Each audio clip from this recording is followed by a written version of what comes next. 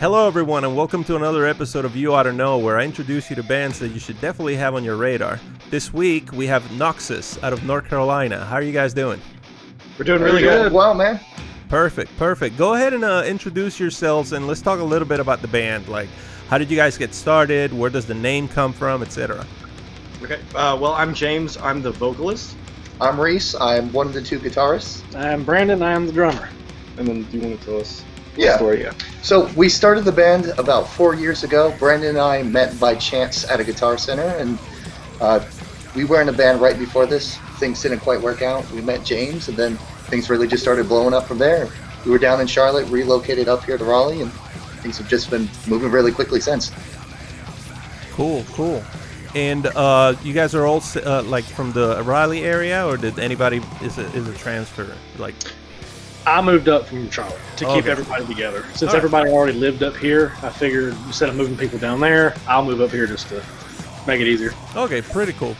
And so talking about, like, you guys met by chance, and like, what drew you together? Like, I'm pretty sure you had to talk about influences and stuff like that, and styles. Like, what was like the main thing that like kept you guys going? As I think this is gonna work out. Trying to, I guess, make the best that we could, and we kept pushing each other, and that hasn't stopped at all. It's actually gotten a lot more since we're coming out with trying to record an album, and it's getting to where it's, what do you mean you can't do that? Try harder, get better. Yeah.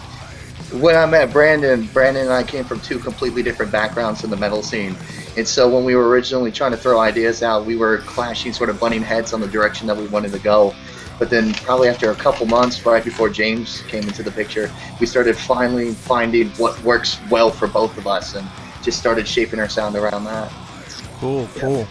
And that kind of stuff works out because I, like, from my experience, the band that I had in Florida when I moved to Florida back in 2001, like, I brought my drummer and we met the singer and we get together, and initially we had talked about, like, we were going to be a cover band, and we get to the first rehearsal. It's like, all right, well, let's just do something easy. Like, you want to do like some Stone Temple Pilots or something? And the singer's like, nah, I don't know that. But, okay. I mean, this is 2001, 2002. So I was like, well, you want to do some, I don't know, Pearl Jam or something? Is it, no, I don't know that. It's like, what do you know? It's like, you guys got any Boyz II Men? And at that moment, we were like, all right, so we're writing original music is what we're doing. Okay, cool. All right, got it. So trust me, I know all about that type of stuff. Yeah, no, we kind of came into this like planning on writing original music, because when I met Reese, we had similar like backgrounds, and I tried to come in and offer some kind of clarification and solidify our direction because we had so many influences, but we started planning to write original material, and we were like, okay, well, we'll throw in a cover song like here or there, like, and we offered up some options, but it just wasn't gelling. Yeah. And nobody really cared to work on cover stuff because we liked our original stuff way better. There was like a different something more that we got out of it. Yeah, no, I mean, when you know, it's always more fulfilling to play your own stuff anyways. That's how I feel. Yeah. Nothing against covers. It's more fulfilling when it comes from you. You guys have been together since, you said 4 years ago? Mm-hmm. It's been 4 years. So you've played plenty of shows. So interesting story. For up until about 2019, it was really only the three of us. Okay. And so we have always been trying to find those final two permanent members before we really wanted to go out there, because with what we write and how we play, it would sound really awkward as a three-piece band. Okay. So we've been wanting to play live for a while, but once we finally found our last two members last year, we played our first show in October last year. And so COVID had been playing at least once or twice a month. Yeah. Damn COVID. How are you guys handling that? I mean, I know that you all live close, so maybe you're able to rehearse. I mean, you said that you were recording an album. Talk a little bit about that. Well, I mean, we had planned on, before playing shows, like, we're going to prep as best we can. We're going to write this EP We're going to try to get our final 2 members together and then start playing shows and basically marathon it right at the beginning and really get our name out there, get a lot of, get ourselves noticed. And then, we had some stuff planned and we had a couple shows in April that fell through, and we haven't been planning anything since because COVID came out of nowhere. And it's kind of, especially for us, because we had all this stuff planned and then it's just kind of fallen to the wayside. And we're so big on like prepping and writing that at least we can do that. We're writing this album. We're already planning on getting out like early next year. Yeah, because it forces us, now that we can't play, now we can focus on writing. Yeah. So it forces us to make it better instead of having to play. Exactly. Polish the product, get it out there. The best that you can. That's my advice to like everybody right now. It's like you can't play, put everything down. Put like record everything at rehearsal, whatever. And it's like just evolve from that, because we're gonna be doing this for a while, it seems. And it's not good. It's not really good. So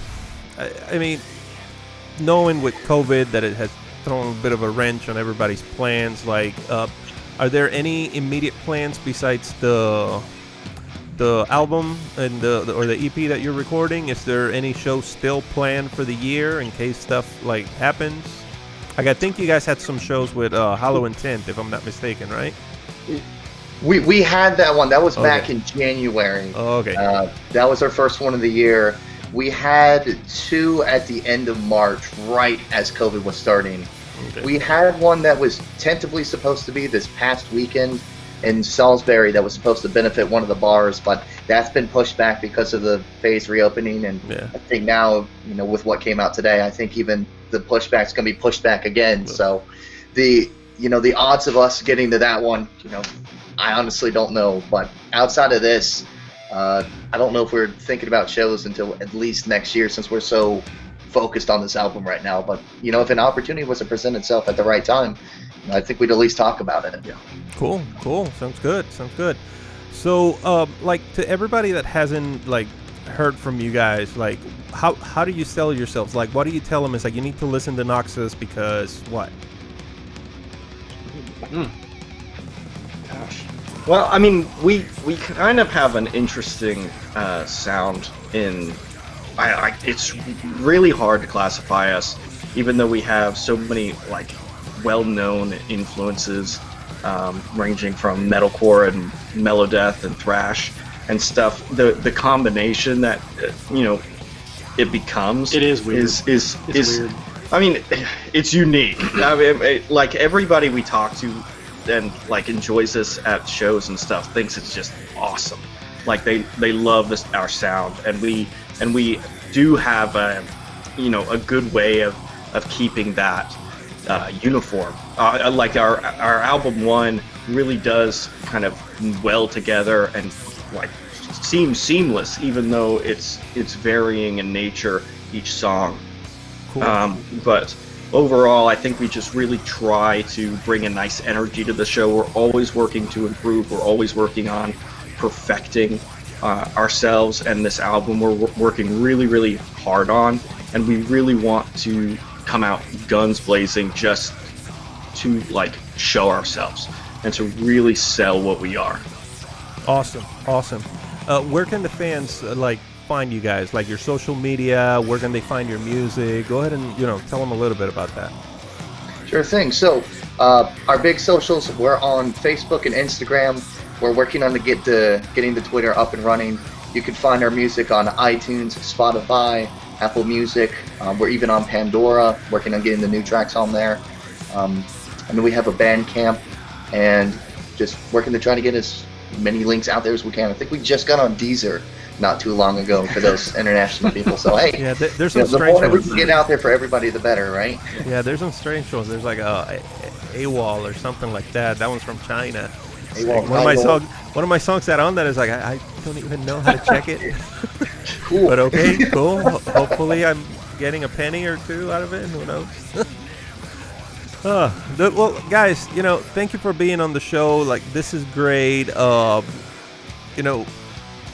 Everybody, these interviews, like, I'm trying to keep them uplifting, and at the same time, it's just a little bit rough because I wish that I could, like, put something on everybody's plate when it comes to this COVID thing, but it's just, it sucks. And but I'm really glad that you guys are still positive and are trying to come up with something out of it and recording and all that stuff. That's really cool. Yeah. And I wish you all the best. And everybody out there, if you haven't checked these guys out, this is Noxus out of North Carolina. Guys, thank you so much for being on the show, man. I appreciate that. Thank you. Appreciate it. All right, you guys have a good one. I'll see you next time. You too. Thanks.